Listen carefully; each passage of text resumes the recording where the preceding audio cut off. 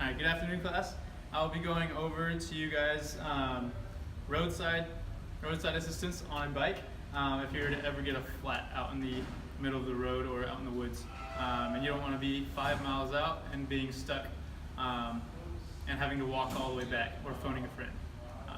So first things first, you always want to carry with you guys some essential gear.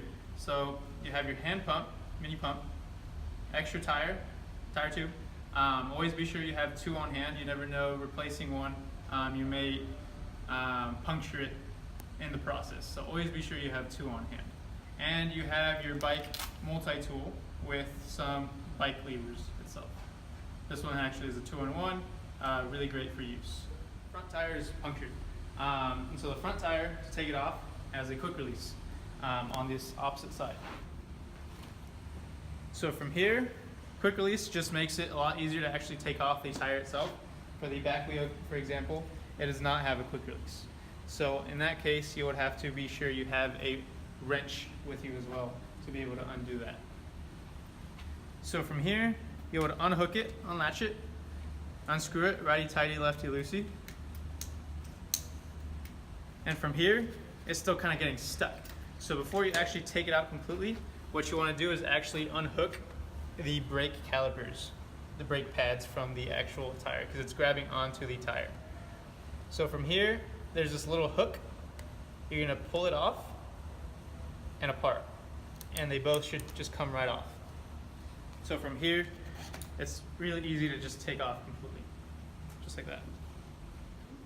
To take off this tire from the rim itself is I want to actually start from the opposite side of the valve. Trying to take it off from this side requires you to actually have to pull this tire up and out, so that way this valve can actually come out, and it's just going to be really troublesome.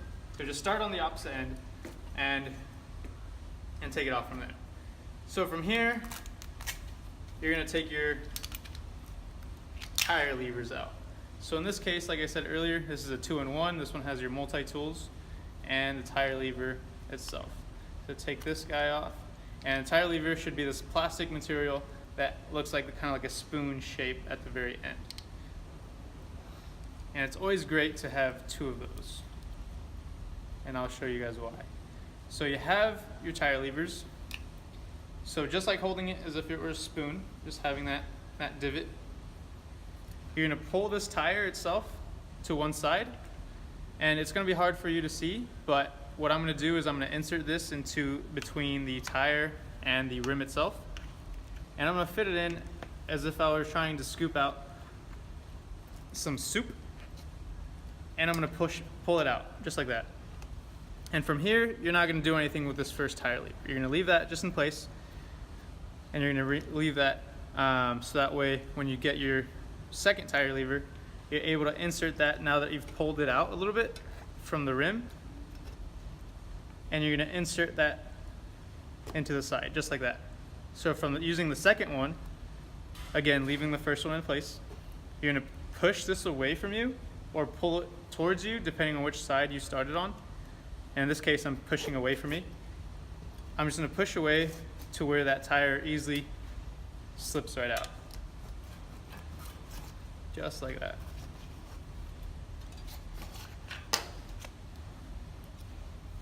And from there, like I said earlier, starting with the valve on the opposite side, you have the valve on the bottom. Here is where I can actually pull off completely the tire. And from here it's easier because that valve is not in the way. Pulling out, and see how I'm trying to take it off, that valve is in the way. You want to make sure you slide it out, and you have essentially 3 pieces. You have your rim, you want to leave that to the side, you're done with that for now, and you have your tire and tire tube. Take off your dust cap to inflate. You insert it, you lock it. You're going to give it just a few pumps just to give it a little bit of the form. You don't want to inflate it so much to where you're going to re-pop it again, puncture it. So now you've inflated your replacement tire, and it should look something like this. You want to be sure you inflate it just enough to where it has a little bit of form. Just like so. And to place this tire tube inside, you're gonna start at one end. And what I wanna do is I wanna actually flip this completely upside down so that way I have gravity assist me pushing it in. Versus if I'm pushing it in on here, gravity might pull this right back out, and I'm pushing it in and then it just fell right back out. So I'm using gravity to help me with that. So whatever side you start, put that on the ground side and then work your way from there. And you're gonna slowly roll your fingers into the tire itself.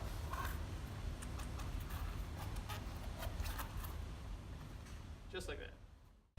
You inflated it so that way that tire tube has form and it's not really going anywhere. It might move depending on how hard you shake it, but it ideally should not go anywhere. Now that you have the tire tube placed inside the actual tire, you take your rim again, your wheel, and you're going to identify where that valve insert is. And I seem to have found it. It's on my left index finger, left thumb, right there. And that is the side I actually want to start on in this case. So from here, I actually want to put the valve in first, just like that. And right now, I'm not going to try to fit this whole tire into the actual rim itself because it might be troublesome. You want to fit first half of it and then the second half, completing that. So just like I said, putting that tire tube inside and then using gravity to help you, that is what I'm going to do with this instance. I put that valve in, I put half of that tire in, I'm rotate it upside down, and I am going to slowly fit half of that tire back onto the wheel.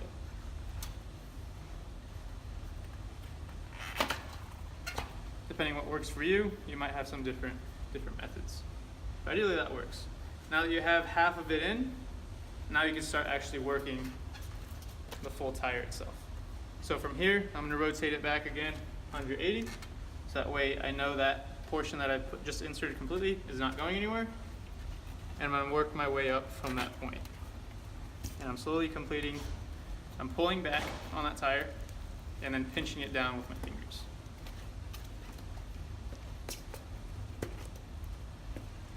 And now I seem to have put my whole tire inside the rim. Mini pump again.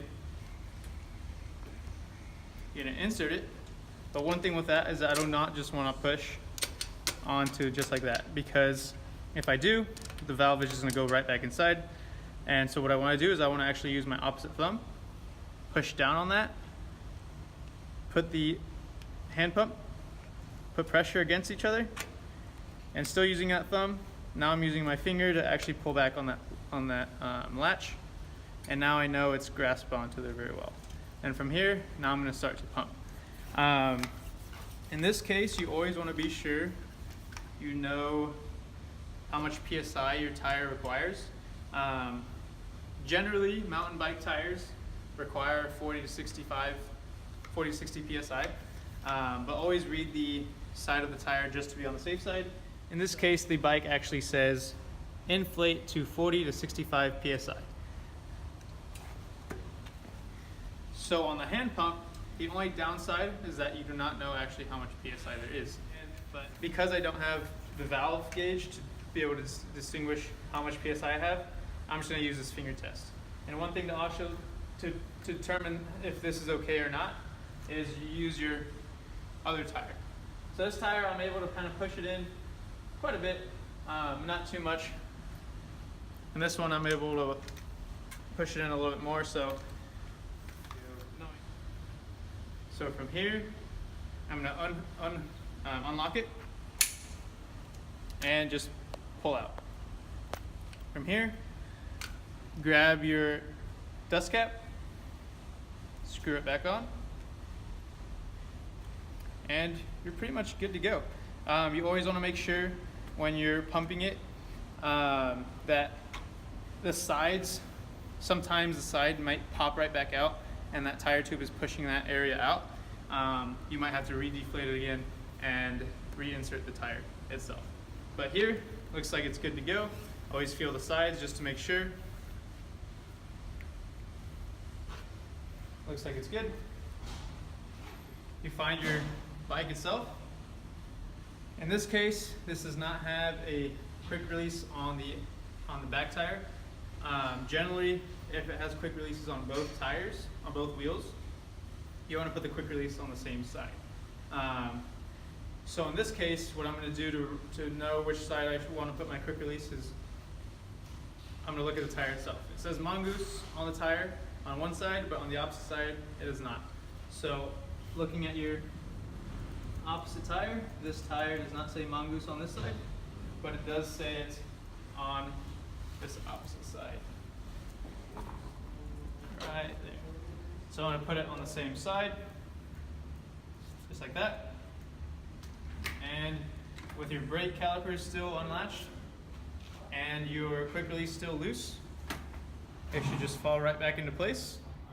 And now I'm going to screw right back on. So righty tighty, lefty loosey. So I'm screwing with my right, or I can screw with my left. So from here, what you want to do is you want to be sure the quick release is orienting towards facing your feet, facing your body, when you're actually on the bike itself, so it's facing backwards. That reason is because you don't want to have this quick release facing out in front of the bike, because if you're going through the woods and a branch or some sort of bush or something grabs onto the quick release, it's going to unlatch that and potentially have the whole wheel coming off. It might not come off, but having it loose and wobbly like that while you're out riding is not safe. So always screw it and having it in that orientation as if you're going to lock it. And if it's too easy, just like I just did with one finger, it could be a little bit more a little tighter. So what I want to do instead of moving this is I'm going to actually screw it on the opposite side with my left hand. So righty tighty, lefty loosey.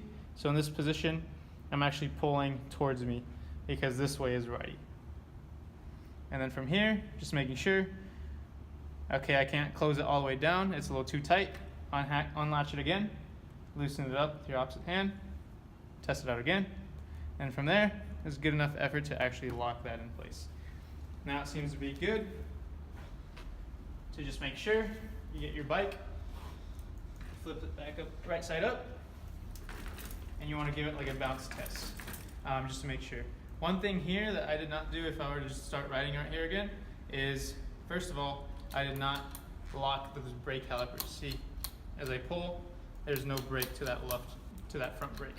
So in order to lock it, you're just going to grab this little nozzle on the left, and you're going to grab this hook, and the hook is actually right here, and you're going to insert that just like so. So now that I pull, there's that braking action. Here's to make sure. Move the wheel, make sure the wheel isn't loose. Make sure the quick release is on properly. Give it a little bounce. And you're good to go.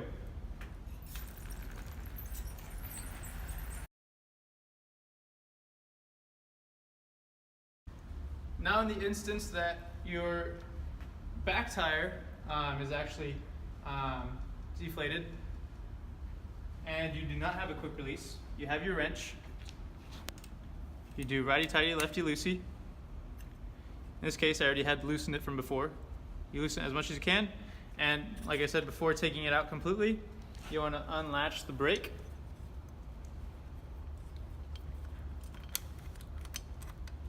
Just like so, comes off.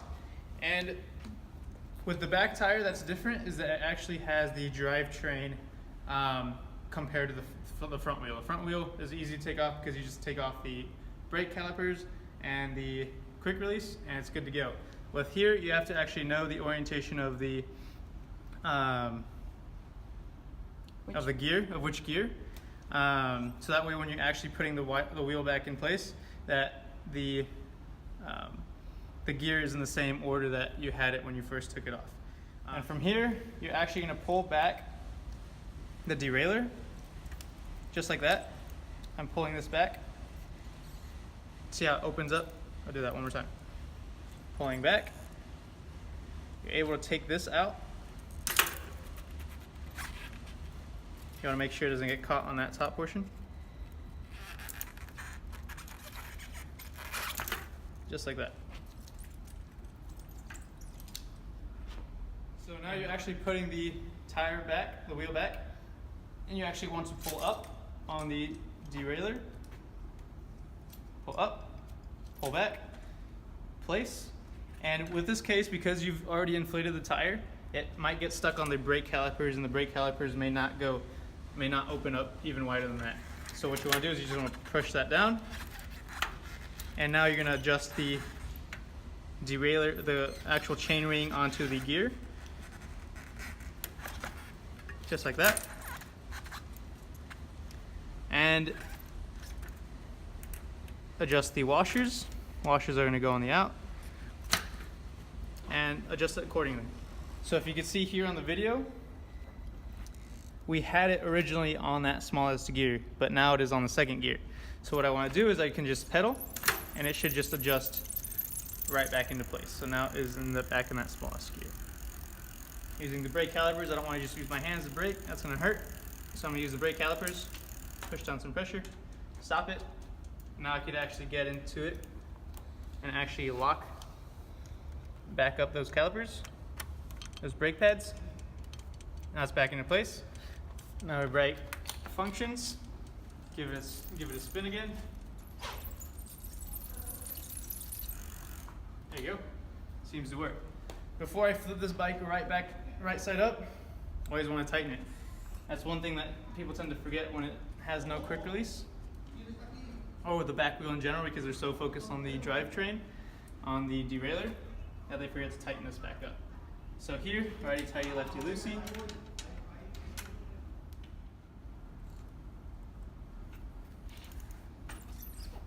Sometimes there's a method that if you do tighten it way too much, it may put pressure on the whole wheel itself and cause it to stop and add more friction. But in this case, looks good. Apply that brake, seems to work. Flip it right back side up. Do that bounce check. Give it a pedal. Seems to work. There are two types of valves that we're going to show you. The first one is called a Presta valve. Is the valve on the left that Gabe is holding. As you can see, he is unscrewing that cap at the top, and the reason for that is in order to be able to pump air. Once you pump air, you screw it back on, and that secures that the air is going to stay inside the tire. Now, that second valve on the right hand is called a Schrader valve. That type of valve is a common one that you've probably seen around because it's the same type of valve that cars have. You can find either type of valve on any kind of bicycle.